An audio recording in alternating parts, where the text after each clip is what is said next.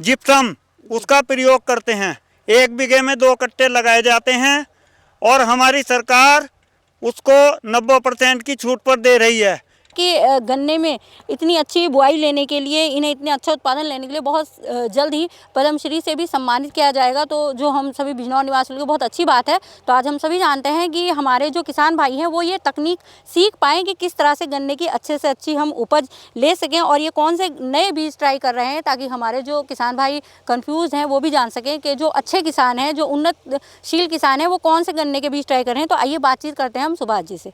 तो सुभाष जी, वैसे तो मैंने आपका परिचय दे दिया है, लेकिन मैं चाहूँगी एक बार फिर से आप अपना परिचय दें।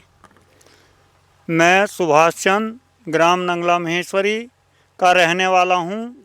बहुत छोटा सा किसान हूँ, लेकिन मैं अपने जुनून के कारण बार बार प्रतियोगिता में भाग लेता हूँ और मैं उत्तर प्रदेश में 2 बार प्रथम और 1 बार तृतीय स्थान प्राप्त कर चुका हूँ। जी, तो सुभाष जी ये बताइए, ये इस समय कौन से गन्ने की बुआई चल रही है? ये 15-0-23 गन्ना है। अच्छा, 15-0-23। तो इसकी कोई खास पहचान होती है? हाँ, ये गन्ना जी हमारे लिए बहुत लाभकारी है, जी क्योंकि इस गन्ने में सुक्रोज की मात्रा अधिक है। उसके कारण चीनी का परता अधिक रहता है, इसीलिए बार बार 15-0-23 किसान बार बार बो रहे हैं। जी। अच्छा, आपने विगत वर्ष भी बोया था ये? हाँ, मैं 8 वर्षों से इसी गन्ने को बो रहा हूँ। जी, 15-0-23। 15-0-23। जी, तो ये आप यहाँ पर ट्रेंच विधि द्वारा, मैं आपको चाहूँगी कि दिखाएं कि ट्रेंच विधि द्वारा यहाँ पर बोया जा रहा है गन्ना, किस तरह ये बोया जा रहा है, कितनी इसकी दूरी है और क्या क्या तैयारी की जाती है। तो ये भी हम सुभाष जी से जानेंगे। तो सुभाष जी ये बताइए कि इसके बीच में कितनी दूरी रखते हैं आप? हम 5 फीट की दूरी पर गन्ना बोते हैं जी, और 5 ट्रेंच विधि से गन्ना बोने से पैदावार अधिक होती है, लाभ अधिक मिलता है, खर्च कम होता है। जैसे खाद की मात्रा कम, पानी समय कम लगता है और इसमें गन्ने की मोटाई अधिक होती है, इसलिए गन्ने का वजन अधिक होता है। जी जी। और इसमें अभी जैसे बो रहे हैं इसको, आपने 5 फीट की दूरी बताई, तो क्या अभी इनमें किसी दवाई का प्रयोग भी किया जाएगा? दवाई का यूज मैं नहीं करता। ट्राइकोडर्मा खेत में लगाई गई है जो फंगिसाइड है, और किसी चीज़ की पेंडी पर ज़रूरत नहीं पड़ती। जी जो किसान खाद लगाते हैं वो अपना नुकसान करते हैं। खाद पौधे के लिए बना है, ना कि पेंडी के लिए। जी। अच्छा, जब ये डाला जाता है तब कोई खाद नहीं लगाना चाहिए? ना कोई खाद नहीं लगाते हम बुआई में। जी। और कोई खास टिप जो आप देना चाहेंगे किसानों को? हम 3 वर्षों से एक खाद आता है जिप्सम, उसका प्रयोग करते हैं। 1 बीघे में 2 कट्टे लगाए जाते हैं और हमारी सरकार उसको 90% की छूट पर दे रही है।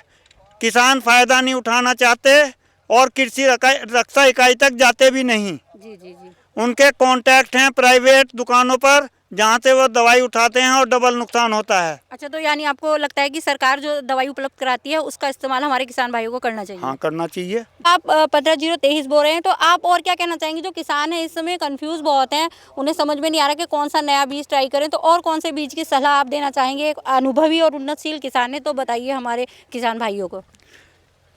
0-118 2 वैरायटी हैं। जी यदि हम बैंगनी कलर के 0-18 को बोएंगे तो वो 38 जैसा गन्ना है। जी। वजन भी उतना ही है उसका? वजन अधिक है। अच्छा, वजन उससे भी अधिक है? हाँ, उससे अधिक। अच्छा, और उसमें रोग की? रोग तो उपचार जरूर करना पड़ेगा, क्योंकि हमारी ज़मीन ही बीमार हो चुकी हैं जी जी जी। और बीमारी से बचाने के लिए बार बार फंगिसाइड और कीटनाशक लगाना आवश्यक हो गया है। जी।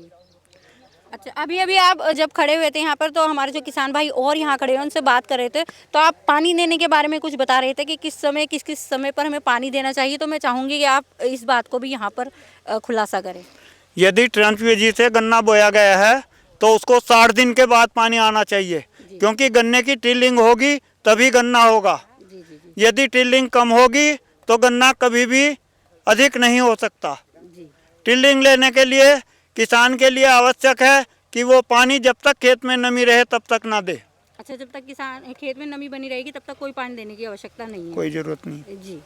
तो देखिए यहाँ हमने आपकी बात कराई सुभाष जी से, पूरी विधि हम आपको दिखाने वाले हैं किस तरह से यहाँ पर ये गन्ना बोते हैं और किस तरह से इतनी अधिक उपज लेते हैं कि 2 बार ये प्रथम स्थान पूरे उत्तर प्रदेश में और 1 बार तृतीय स्थान प्राप्त कर चुके हैं। लेकिन यहाँ पर कुछ और भी किसान भाई हमारे साथ हैं जो यहाँ पर इस समय खड़े हुए हैं। तो ये तो सुभाष जी की राय थी, आइए उन लोगों की भी राय जानते हैं कि उनका क्या कहना है।